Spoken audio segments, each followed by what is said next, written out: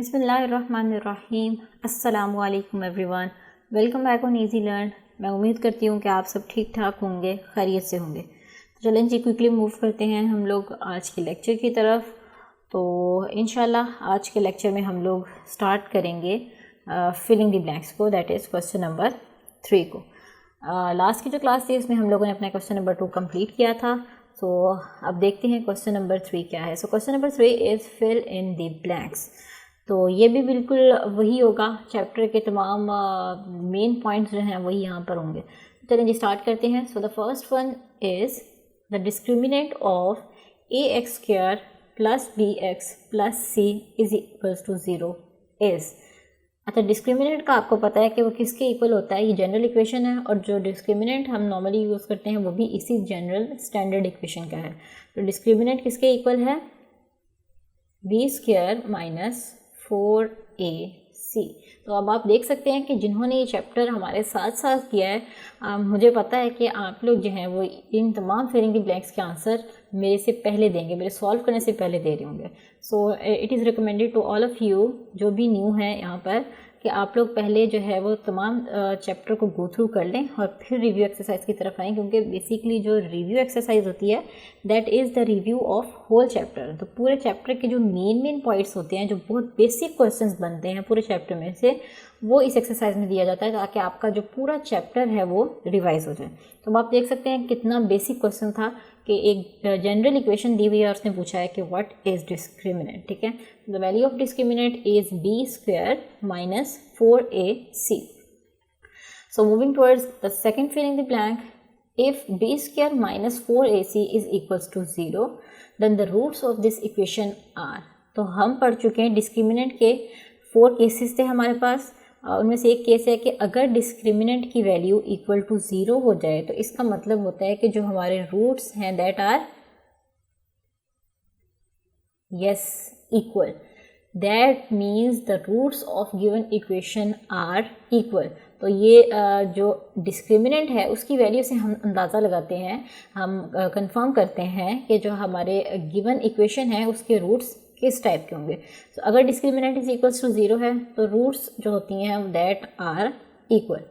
So the next is if b² minus 4ac is greater than 0। तो ये उसी का ही केस है, सेकेंड से ही रिलेटेड डिस्क्रिमिनेंट वाला सेकेंड केस है।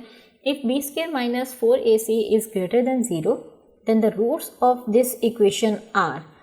आप लोग इसका आंसर करें और सोचें, जब तक मैं इसका आंसर लिखती हूँ। yes, the roots of given equation are real। अगर हमारे पास b² minus 4ac का आंसर जो है वो ग्रेटर देन 0 हो जाए तो it means roots are real. और इसी तरीके से if b² minus 4ac is less than 0, तो अब ये इस तरह का जो है वो MCQ में भी आया हुआ था, हमने सॉल्व किया था। देख सकते हैं कि सारे इंटर रिलेटेड हैं, कभी ये MCQs की फॉर्म में आ रहे हैं, कभी फिलिंग द ब्लैंक्स में और कभी सॉल्व करने की फॉर्म में। ठीक है, लेकिन है ये सारी वही चीज़ें। तो क्या कह रहा है इसमें कि अगर डिस्क्रिमिनेंट का आंसर स्मॉलर देन 0 हो, यानी कि नेगेटिव में हो, तो हमारा जो है रूट्स वो किस टाइप की होंगी, इमेजिनरी टाइप की। ठीक है, जब हमारे b² माइनस 4ac यानी डिस्क्रिमिनेंट की जो वैल्यू है is less than 0 then roots of this equation are imaginary. तो फिफ्थ की तरफ चलते हैं। इफ़ b² माइनस, अब आप देखें ये सारे डिस्क्रिमिनेंट के केसेस दिए हैं, तो अगर आपने डिस्क्रिमिनेंट के केसेस कर लिए तो आपकी ये जो 5 MCQs हैं that are clear. Even sixth one, first भी इसी से रिलेटेड है। ये तमाम केसेस आप देख सकते हैं कि ये डिस्क्रिमिनेंट से रिलेटेड है। So next case is b² minus 4ac is greater than 0, 0 से बड़ा हो, एंड परफेक्ट स्क्वायर, और साथ में जो डिस्क्रिमिनेंट की वैल्यू है दैट इज़ परफेक्ट स्क्वायर। तो तब हमारे पास रूट्स जो हैं वो किस टाइप के होंगे, रैशनल। ठीक है, रूट्स की जो टाइप होगी वो हमारे पास रैशनल होगी। अब b² minus 4ac is greater than 0 के 2 केसेस थे, एक परफेक्ट स्क्वायर, जैसे कि आप यहाँ पे भी देख सकते हैं दोनों की MCQ फिलिंग द ब्लैंक आई है, एक परफेक्ट स्क्वायर है और एक परफेक्ट स्क्वायर नहीं है। तो परफेक्ट स्क्वायर जब होगा तो हमारी रूट्स होंगी रैशनल, और जब नॉट अ परफेक्ट स्क्वायर होगा तब हमारी रूट्स होंगी इररेशनल। ठीक है, एक दो हम फिर से रिपीट कर देती हूँ कि जब बी स्क्वायर माइनस 4ac का हम यानी कि डिस्क्रिमिनेंट फाइंड करेंगे, कोई भी इक्वेशन होगी अगर, तो एंड पर जो हमारे रूट आ रहा है अगर वो परफेक्ट स्क्वायर है, फॉर एग्जांपल डिस्क्रिमिनेंट का वैल्यू आती है मेरे पास 25, तो it means this is a perfect square किसका होता है, 5 का। तो जब डिस्क्रिमिनेंट जो है वो परफेक्ट स्क्वायर बन रहा हो किसी भी टर्म का, तो इसका मतलब जो रूट्स की नेचर होती है वो होती है रैशनल, ठीक है। और अगर हमारे पास डिस्क्रिमिनेंट की कोई वैल्यू आती है, let's say that is 17, that is not a perfect square. जब परफेक्ट स्क्वायर नहीं बन रहा तो रूट्स की क्या टाइप होती है, इरेशनल, ठीक है। This is the main difference. दो केसेस हैं बी स्क्वायर माइनस 4ac का जब आंसर ग्रेटर देन 0 हो, तो आपने पहले चेक करना होता है कि वो परफेक्ट स्क्वायर है और या फिर नहीं है, ठीक है। So let us move towards the next one. If alpha and beta are the roots of this equation then sum of the roots is. अब देखिए आप यहाँ पे देख सकते हैं कि जनरल इक्वेशन है, लेकिन हमें पता है कि नहीं भी अगर आपको पता है कि ये जनरल स्टैंडर्ड इक्वेशन है, तो हम क्या करते हैं कि सम की वैल्यू किसके इक्वल होती है, sum is equals to minus b over a. तो यहाँ पर b ये वाली टर्म और a ये वाली term, so minus b over a is sum of the roots. और इसी तरीके से अगर हमने प्रोडक्ट निकालना हो तो that is equals to c over a। अब आप देख सकते हैं कि कितने बेसिक क्वेश्चन है।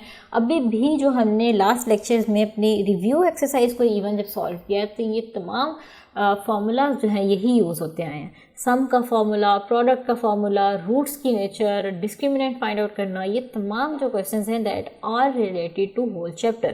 तो इट इज़ वेरी इंपॉर्टेंट कि आप पूरा चैप्टर पहले तैयार करें और उसके बाद जो है अपना एक टेस्ट दें जो कि एंड पर गिवन होता है रिव्यू एक्सरसाइज की फॉर्म में, और इसमें पूरा जो चैप्टर है उसके तमाम कॉन्सेप्ट जो हैं वो एक साथ होते हैं और रिपीट होते हैं, ठीक है। So the next MCQ is 9th one. If alpha and beta are the roots of this equation. अब देखिए पहले जनरल इक्वेशन थी, स्टैंडर्ड इक्वेशन थी, अब यहाँ पर जो है वो इक्वेशन चेंज हुई है, ठीक है। उसने चेंज कर दिया, उसने कहा है कि इसका जो है वो सम फाइंड करो। तो चलें जी अब हम नोटबुक की तरफ चलते हैं और इसका सम फाइंड कर देते हैं।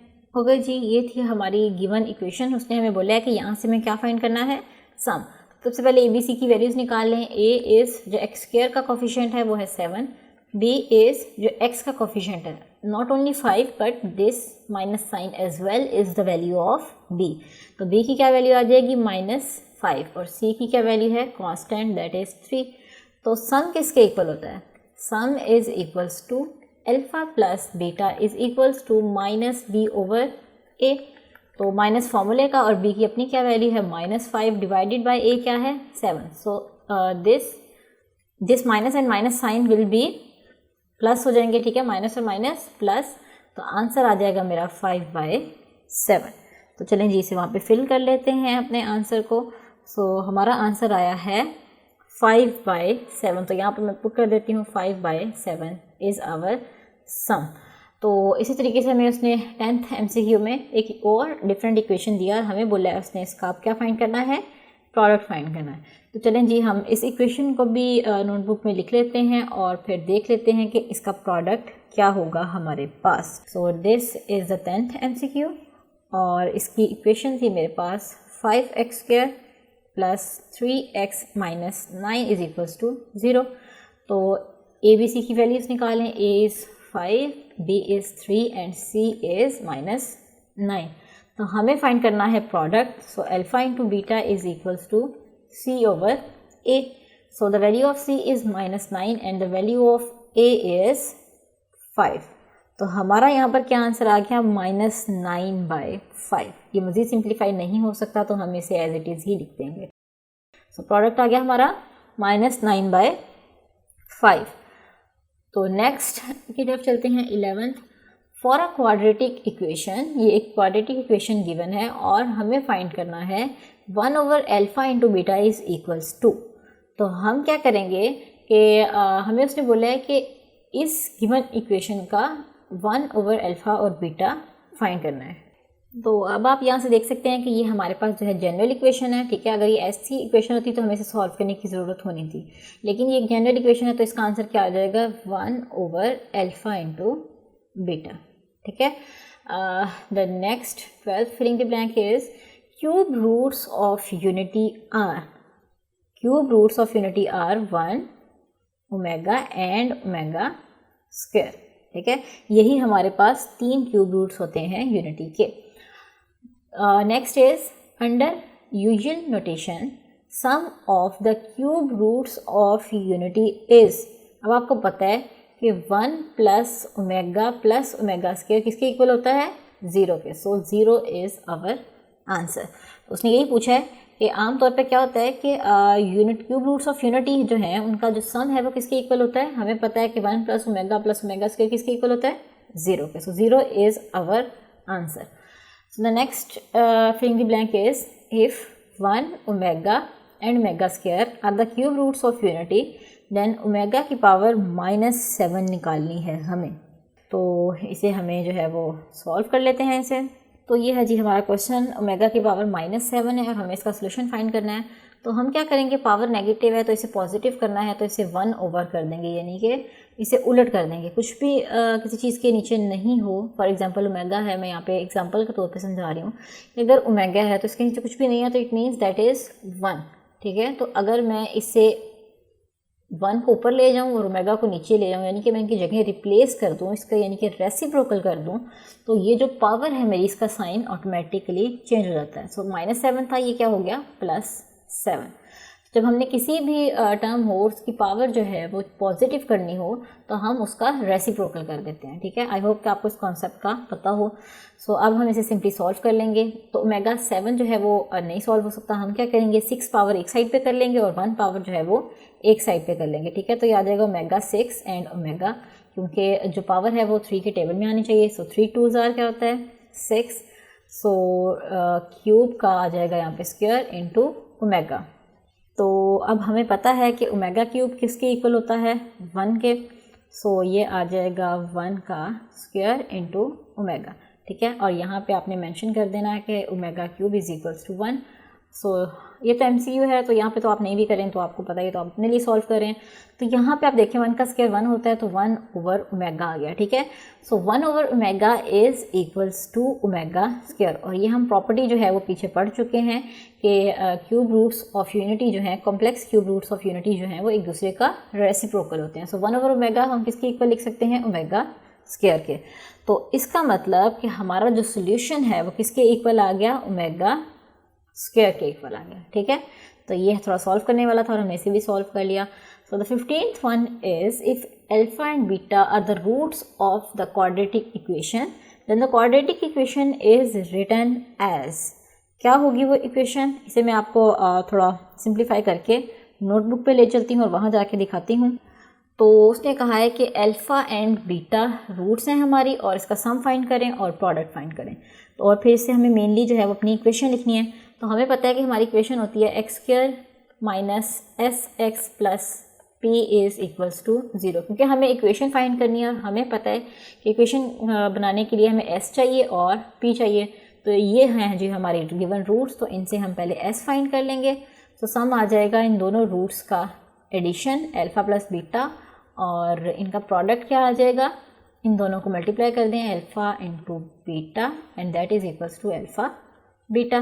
तो अब आप देखें कि एस भी निकल आया, पी भी निकल आया, जस्ट इनकी वैल्यू जो है वो यहाँ पर रिप्लेस कर देंगे। सो एक्स स्क्वायर माइनस एस की जगह क्या आएगा, अल्फ़ा प्लस बीटा, साथ में क्या है एक्स, प्लस प्रोडक्ट की जगह क्या आ जाएगा, alpha into beta is equals to 0।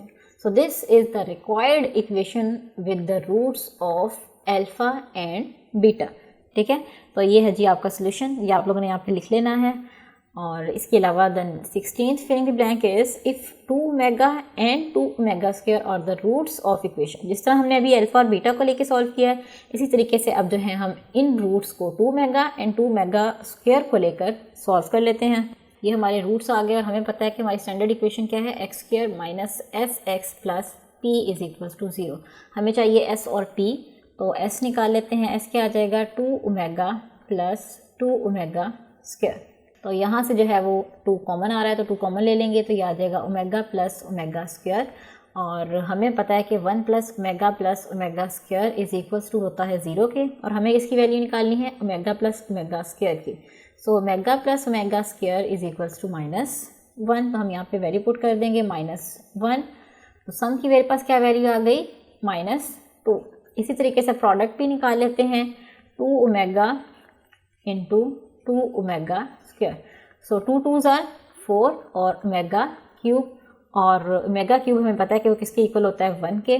So that is 4। Product भी निकल आया, सम भी निकल आया। तो अब ये जो हमारी मेन इक्वेशन थी इसमें वैल्यूज़ जो है वो पुट कर देते हैं। तो क्या आ जाएगा हमारे पास एक्स स्क्वायर माइनस एस की जगह क्या आ जाएगा -2, और साथ में क्या था एक्स प्लस पी क्या है 4 इज इक्वल टू 0। तो इसे सिंप्लीफाई कर लेते हैं, आ जाएगा एक्स स्क्वायर प्लस माइनस और माइनस क्या हो जाएंगे यहाँ पर प्लस हो जाएंगे। So minus and minus plus हो गए तो ये बचा 2 प्लस 2, ठीक है, plus 2x plus 4 is equals to 0। तो ये थी हमारी रिक्वायर्ड इक्वेशन और आप लोगों ने इससे यहाँ पर लिख लेना है, और इसी के साथ जो है हमारी फिलिंग द ब्लैंक्स कंप्लीट हुई। तो अब एक दफ़ा क्विकली हम लोग क्या करते हैं कि अपनी समरी को भी देख लेते हैं कि समरी में तो क्या करें, बस छोटी सी रिवीजन हो गई है, ठीक है। तो बस एक दफ़ा मैं फिर से आपको मेन कॉन्सेप्ट दे देती हूँ, और ये भी ऑलमोस्ट तमाम वही चीज़ें होंगी जो हम अभी कर चुके हैं। So the discriminant of the quadratic expression is b² - 4ac, जैसे कि अभी हमने ऊपर भी देखा, ठीक है। और cube roots of unity are 1 -1 plus square root -3/2 and -1 minus square root -3/2, यानी कि 1 इनमें से एक को मेगा कह देंगे और एक को मेगा स्क्वायर। तो ये हैं जी हमारे 3 रूट्स, क्यूब रूट्स ऑफ यूनिटी, ठीक है। अच्छा जी, उसके बाद complex cube roots of unity are this. वो कह रहा है कि देखिए आपको पता है कि हमारे क्यूब रूट्स ऑफ यूनिटी ये 3 है, तो अब 1 जो है दिस इज़ नॉट कॉम्प्लेक्स, तो इसका मतलब हम 1 को निकाल लेंगे। 1 इज़ अ रियल 1 है, सिंपल है। तो अब कॉम्प्लेक्स कैसे है ये पता चल रहा है कि यहाँ पे ये देखिए स्क्वायर रूट में क्या आ रहा है माइनस, तो ये आयोटा आ रहा है, तो जिसमें आयोटा आ जाए दैट आर कॉम्प्लेक्स। तो इन दोनों में क्या है आयोटा आ रहा है, तो omega and omega square are the complex cube roots. तो जब कॉम्प्लेक्स क्यूब रूट्स की बात करें तो वो 2 ही हैं, ओमेगा और ओमेगा स्क्वायर। जब क्यूब रूट्स की बात करें तो तब वो 3 हैं, 1 ओमेगा एंड ओमेगा स्क्वायर। तो ये जो डिफरेंस है ये आपको क्लियर होना चाहिए। तो MCQ जो है वो इसी तरीके से भी पूछ सकता है, कॉम्प्लेक्स क्यूब रूट के लिए भी और total cube roots of unity के लिहाज से भी, ठीक है। So properties of the cube roots of unity are, देखिए उसने फर्स्ट में जो है प्रोडक्ट फाइंड किया 1 into mega into mega square. ये मेगा इंटू मेगा क्या हो गया, ओमेगा क्यूब हो गया, mega omega square power side होंगे 1 से मल्टीप्लाई किया तो सेम, तो मेगा क्यूब हमें पता है 1 के इक्वल होता है, ठीक है। Each complex cube root of unity is reciprocal of each other. ये भी मैंने आई थिंक ये वाला क्वेश्चन जब सॉल्व करवाया था, ये वाला नेगेटिव वाला, तो इसमें मैंने बताया था इस प्रॉपर्टी का कि जो ओमेगा है that is equals to 1 over omega square, और इसी तरीके से जो मेगा स्क्वायर है that is equals to 1 over omega. तो ये दोनों जो हैं वो एक दूसरे के क्या हैं, reciprocals. Each complex cube root of unity is square of each other. एक का स्क्वायर लेंगे, अगर मैं इस ओमेगा का स्क्वायर लेती हूँ तो मेरे पास बन जाएगा ओमेगा स्क्वायर, और अगर मैं ओमेगा स्क्वायर का सॉल्व करती हूँ तो मैं मतलब किसका स्क्वायर लेती हूँ तो मेरे पास बन जाएगा ओमेगा। और ये मैंने जो है वो अपने जब लेक्चर्स करवा रही थी तो मैंने इसे सॉल्व भी करके दिखाया हुआ है, प्रॉपरली इन वैल्यूज़ को लेकर उन्हें सॉल्व करना सिखाया हुआ है। So the next is sum of all the cube roots of unity is 0। ये हमें पता है, हम काफ़ी मरतबा कर चुके हैं, 1 plus omega square is equals to 0। So the next point is the roots of quadratic equation this are. हमें पता है कि जब हम सॉल्व करते हैं और क्वाड्रेटिक फार्मूला लगाते हैं तो हमारे पास प्लस माइनस के साथ आता है क्वाड्रेटिक फार्मूला, ठीक है। जिसमें से अल्फा होता है पॉजिटिव, एक वैल्यू के इक्वल रख लें और एक दफ़ा उसको नेगेटिव के इक्वल रख लें, तो ये जो है हमारी रूट्स निकल आएंगी, ठीक है। ये बेसिकली क्वाड्रेटिक फार्मूला है क्योंकि ये एक जनरल इक्वेशन से रिलेटेड हमसे पूछ रहा है रूट्स।